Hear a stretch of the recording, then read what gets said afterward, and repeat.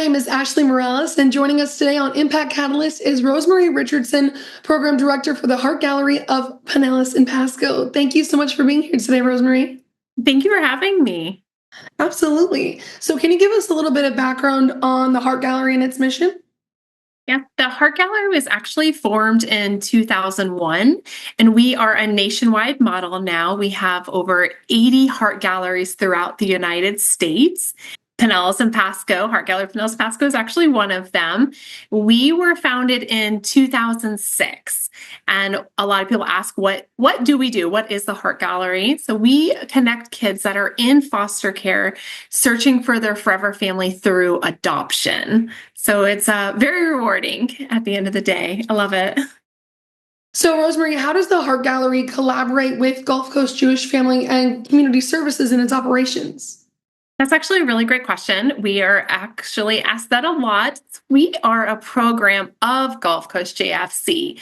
CS. We were acquired in 2019 to enhance our adoption advocacy efforts and to ensure that the Heart Gallery receives the resources and the support that we needed to help us, out in the community with the recruitment adoption process. And then as we're working with other programs, it's opened up so many other things for us. The outreach that we can get to more families out in the community has really made a big impact and a big change for us. So, why are the Heart Gallery's programs so needed to help solve the challenges facing foster children in our area? So I'm really excited to say that we have hit our 450th adoption, and this year we are hoping to celebrate our 475th by the end of the year. So we're really excited for the need that we have. For us specifically here and other heart galleries that are out in the United States, we are programs that address unique challenges that kids in foster care in your area right here. We want to be able to provide that visibility, that advocacy, those resources. Our goal in the end, by doing all of that, we want to be able to find that stable and loving home for them. So being able to bring that all together makes, us reaching out to those families even more will make that impact. Are there gaps in kind of the service matrix right now for what children are seeing when they're in the foster care system that your nonprofit has to fill those in, basically? So what we do see a lot of times is how long the kids are waiting. Kids come in, some have already been in care for, years. We've had a child recently that had been on the Heart Gallery for over 3 years waiting for their forever family. So our job is to make sure that while they're waiting, that they know that someone's out there and caring about them.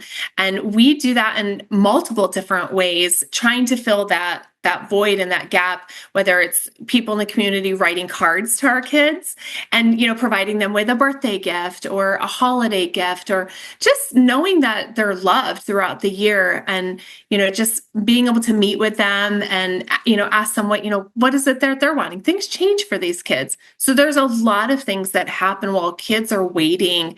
What they're looking for in a forever family may change. Someone may start out in the very beginning of, I want a mom and a dad.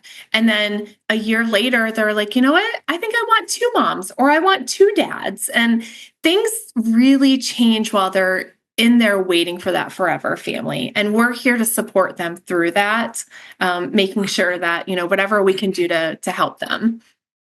Can you talk about some of the successful adoption stories that you guys have facilitated? Oh, I have so many. So I have one. It actually kind of I always get a little teary-eyed because we're actually getting ready to celebrate this adoption. Hopefully we were just informed that it might be hopefully in April. So when this child came to us, it's actually a teen. And we do what's called heart art. So let me explain to kind of how that process works so you'll understand how the story works. So we do heart art with kids.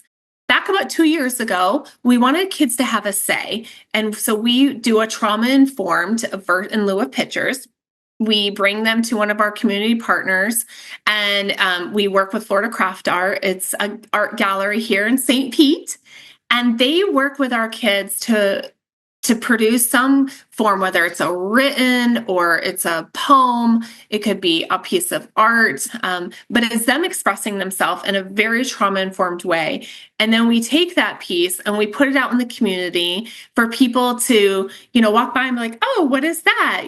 Oh, let me see, I want to learn more about it. And then they can scan the QR code and learn more about that child and what they're looking for through that piece of art. So we had a teen girl who came to us last year about this time, and the piece of art that she created was deep. When she said, we're like, what is this? What is this? And she's like, I've just given up. She's like, I've been in care for all these years. It's almost 6 years. She's like, this is just how I feel. I'm not going to find a family. I was like, oh my gosh, I just love this girl. She's like, just so bubbly, and just, you could tell how much she had wanted a family, but had just stopped really believing that was out there. So a couple months had went by, and we invited her to come do another piece of her art with us. And when she came this time, she actually worked with one of the artists that had told her story about being in foster care and being adopted after 6 years. And that was it. Her face lit up. It was such an instant connection. The art that she did this time was vibrant and had a bird on there, and it had sunshine. It was just, and I was like, wow. And she's like, I have so much hope now.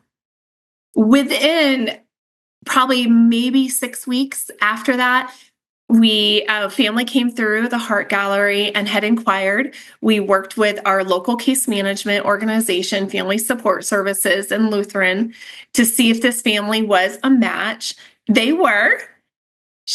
They went through the process of, learning all about her, started the visits. She got to move in finally a couple months ago, and now we're getting ready to do finalization. I'm so excited. Like, her art from the beginning to the second time of just having that one connection with one person is what it took. And that's where, you ask, like, what kind of challenges do we face, and what kind of do these kids face? That's one of the things that we can provide with these kids, is giving her hope. And that hope just completely changed her. And so we're really excited about this adoption coming up. So, incredible. Oh my gosh, what fulfilling work too, to help facilitate those connections. Yes, it is. And she has a village behind her. And I think she learned that coming through that second heart art session, just seeing how many people cared about her and just want to support her. And, I tell any teen that's out there in foster care that is available for adoption, don't give up. Yeah. Don't give up, because we're here to support you. And we're not gonna stop advocating for these kids until we can find a forever family, or, their goal changes, or they do age out. And I hope that does not happen. And in this case, this is a successful adoption story with a teenager. Yeah, that's amazing. Yeah. Oh. So people watching this who are inspired by what you do, how can they get involved and support you? Oh, there's so many different things that people can do. Everyone always thinks, oh, I don't want to adopt. And that's okay. I mean, yes, that's my goal, is to have people adopt.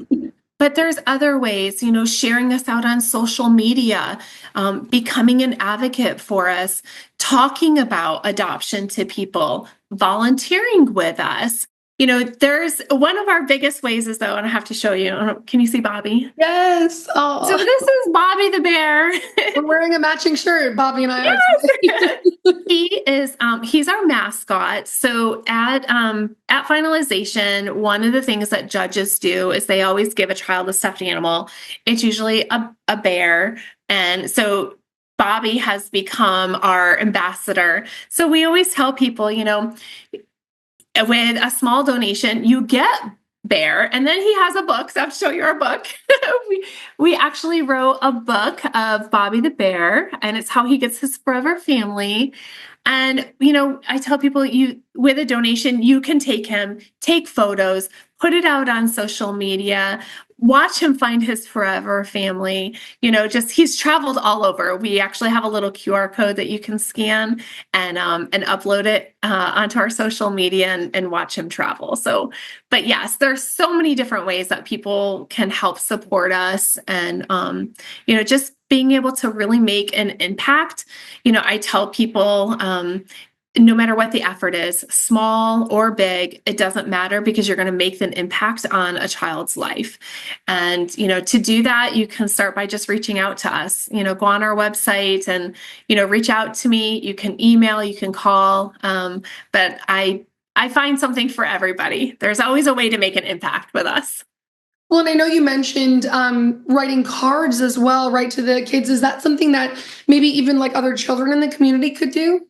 Oh, yes. So we had a local church. It doesn't have to be a church. It could be a Girl Scout, a Boy Scout group. It could be a school. But we did actually have a local church who wrote, they did it in their youth group during spring break of last year. And they did so many, it kind of got us through quite a few months, but we're definitely needing more of them. But these kids made cards for our kids that just to say, I'm thinking of you.